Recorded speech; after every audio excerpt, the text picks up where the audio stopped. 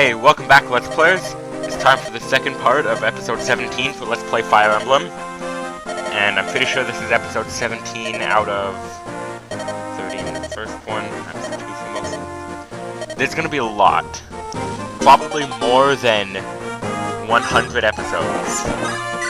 I'm not gonna do all the math right now, but there's gonna be a lot, like, probably close to 100. Anyways, I'm not sure if I explained this in the last one. I tend to repeat myself a lot because I don't check my old videos while I'm making the new ones. But the boss of this one, Eric, he's a cavalier with a silver lance.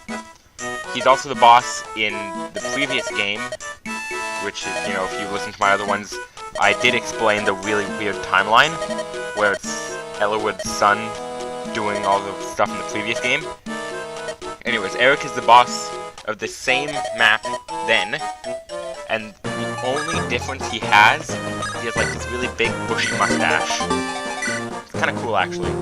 That, and he's actually weaker when he's older, like when he's maybe, I don't know, 25 or something, 30, than he is now, which is kind of funny. Anyway, so I just got Urk the Mage, who's one of the two people you get in this map, the other one being in the other village, because the first one was really lame and just sort of gave me an iron blade. The iron blade's not too bad a sword, it's just, you get one, maybe two in some other, like in another shop, and they're really only useful for heavy sword wielding guys, and there's not very many of those. There would be a mercenary, so you get a mercenary later on who can use it really well, and paladins.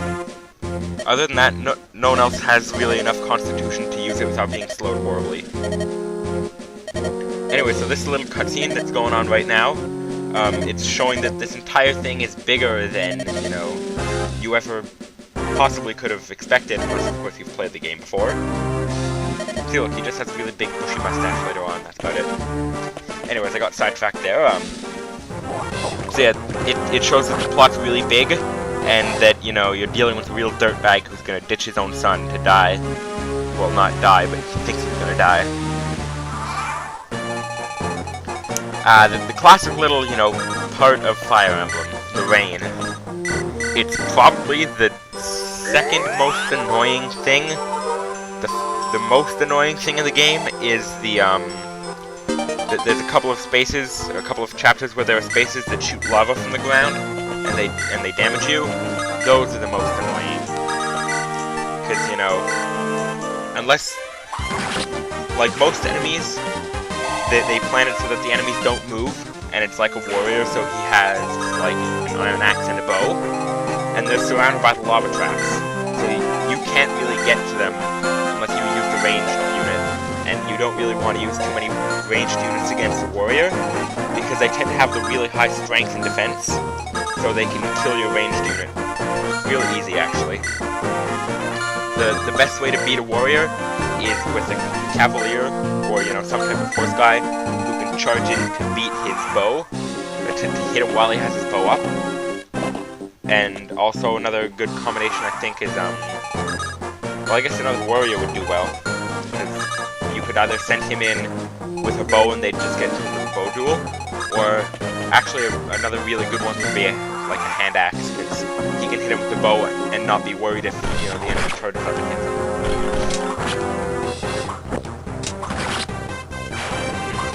How many rapiers are there in the game? I think there are only 2? Yeah, I think there are only 2 rapiers, but I'm not sure if it's in this one or the Sacred Stones, but I know in one of the games the rapier has about 40 durability points, which makes it a really... Oh no, yeah. The rapier's not... Yeah, the rapier has 40 in this one, and 25 in the previous one. And I think in the next one too, so the rapier is a really, really good sword now. It's one of the few weapons in the entire series that deals bonus damage to both armored units and cavalry units. There are very few like that in the game. And actually, most of them appear in this specific game. There's the rapier, which appears in actually a lot of them. Oh, here's Priscilla. She's the other person you get in this map, and she's a troubadour, so picture Sarah, but on a horse. So it's easier to use her because she gets around a lot quicker, but also it's, you know, it's not a good idea to take just one healer. And, you know, on that note, it's also not a good idea to take a healer and then send them way up in the front to heal people, so the Troubadour is more versatile than the Cleric, but also I'm not sure, I'm pretty sure one of the stats of the Troubadour is lower than the Cleric's. It must be, just so to balance it out. Anyways, where was I? Oh yeah, the weapons that are good against armored units and horses. There's the Rapier, which appears once or twice in each game. There's Hector's Axe, the Wolf Bale. You only get one in this mode, but in Hector's mode, you get 3. The one he starts with, and 2, like, late near the end, so you can use them until you kill Nurgle. Oh, spoiler. Just forget I said that. There's the Mani Caddy, which is Lynn's sword. You've already seen it before in a previous story. And it's also, you know, one of the best weapons I find in the game, especially for Lynn, because it's got the strength of a steel sword, the damage, with a weight that's less than the slim sword. It's about the same as the slim sword, so she can definitely use it without being slowed down at all. And it's also got a really good critical rate. If you use it when she's a high level, she becomes practically invincible. Anyways, the others that share this are Ragnell from Path of Radiance. It's ice, you know, really good legendary sword. And it also hits a ranged attack as well. So that's what makes it a really cool blade. And it's also invincible. I mean, no other weapon is really invincible in this one. It would just make it too powerful. Crap, is it skipping again? Sorry about that, guys. It just, I guess, froze up. I tried to, in all the other episodes where it did, I tried to just restart and re-record, but it never seems to stop the skipping, so what do you know, we're hearing into the future again. Just like the third time it happened. Anyways, the last one is from, the last weapon that's good against horses and armored is from Fire Emblem Shadow Dragon, and that weapon is the Wing Spear, which is only usable by one of the Pegasus Knights in the game, obviously. So yeah, sorry about the whole, you know, hearing late thing. Just bear with it. It doesn't happen too often, so there's only, you know, another 9 minutes left, 8 minutes left in the thing. So yeah, it's not gonna be too bad. Anyways, in this map, I think it's one of the few maps where the boss moves. Eric moves eventually, I think. And that's because he's not at the gate. But once again, I might be confusing this with the Blinding Blade, Sword of Seals, or the Japanese one that comes before this, whatever you want to call it. Yeah, he's not at the gate, so I'm pretty sure he moved it out. And you can take advantage of this by using Osmond or Hector really well. Because there's woods nearby, so if you put Hector in the woods, or Oswin in the woods, then even if Eric does hit them, he'll deal no damage because of their high defense. And then you can easily just surround him with all your axe guys and mages and kill him before he can do anything. Okay, this is where you see a little, you know, connection between Urk and Cecilia, which can lead to some nice support conversations. Urk is hired by Cecilia to help her get out of logs, and it sort of, you know, in the support conversations they get close and stuff. But I'm gonna do the support conversations because not only are they kind of cool, but they're fast, so you'll see them eventually. If there's some that I don't do, I'll explain what happens in them. And if I don't explain this one, I'll explain it in Hector's mode. I think I said this before though, and also how the supports work. I got them from Shrine RPG Classics, I think. Fire Emblem / support conversations.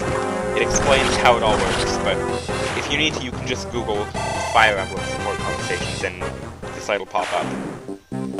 Hey, another hearing into the future critical. That's why Myrmidons are some of the best units I find. Like, I don't tend to work on chances as much, but I do like Myrmidons because, well, they work on chances, but they work on them really well. Like, if you're fighting with Hector or Oswin, it's like they're almost guaranteed to get maybe 2 damage, while the Myrmidon has a much lower chance to get 6 damage. So I prefer that because it's better to get no damage than it is to get, 2 damage. And then also he deals about the same as a strong axe user, because he trades, his hit points for attack pretty much. And then he's got the really good critical part, which is, he has a 5% critical bonus. And the Myrmidon, the Blade Lord, which is Lynn's upgraded class. Spoiler again. And the Blade Master, which is Myrmidon's upgraded class. They're the only ones that can use a Woe Dao, I think, and maybe a Killing Edge. I know it's happened in other games where they're the only classes that can use a Killing Edge, but I know that the Woe Dao, which is like a Killing Edge on crack, can only be used by the second classes, I guess you would call them. Okay, so I think this is where Eric's gonna finally start to move out.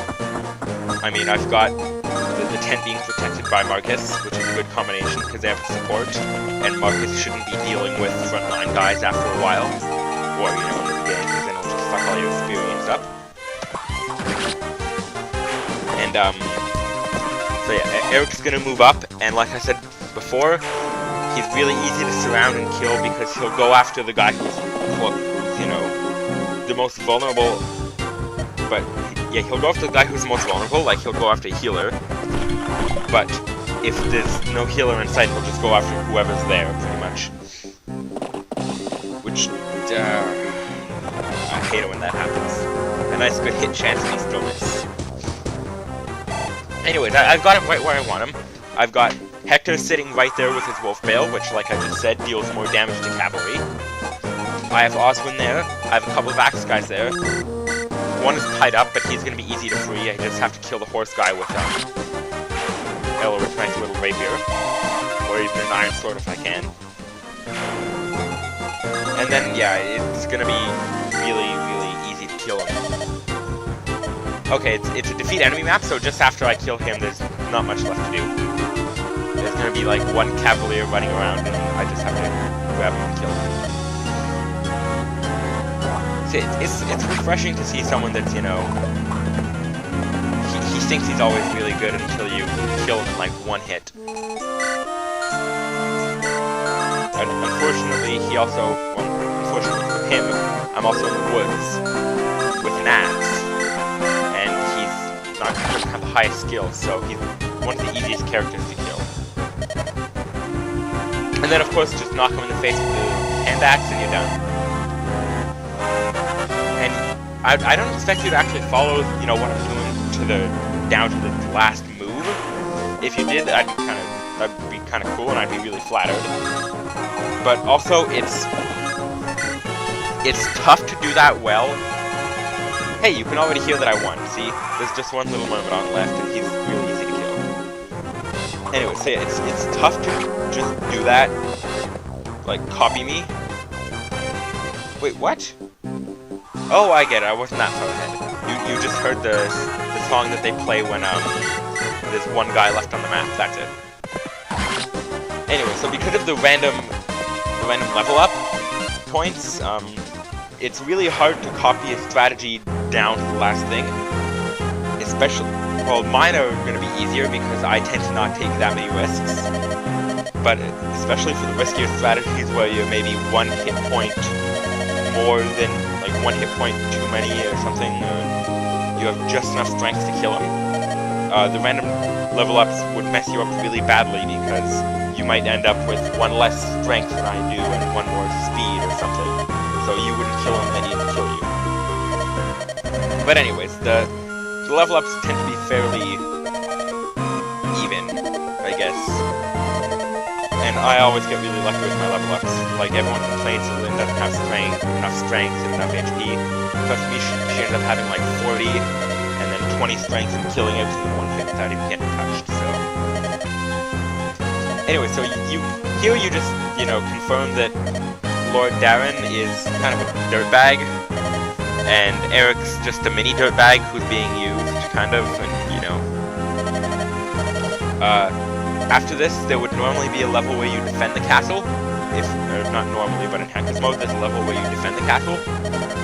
But in Elwood's mode, they just skip that and go right to the next level, which is, just to give you a hint of what happens, it's called the Noble Lady of Kaelin. And, you know, if you don't know who that person is, or where Kaelin is, or whatever, then you obviously didn't watch my other episodes, and I'm very, very disappointed in you. Shame on you. I'm doing the little finger-rubbing thing right now, just because. Anyway, so I finally managed to notice the right time. There's about 20 seconds left in this, well, cutscene. So I guess I'm going to be able to sign out soon, and on time. This is such a great achievement for me.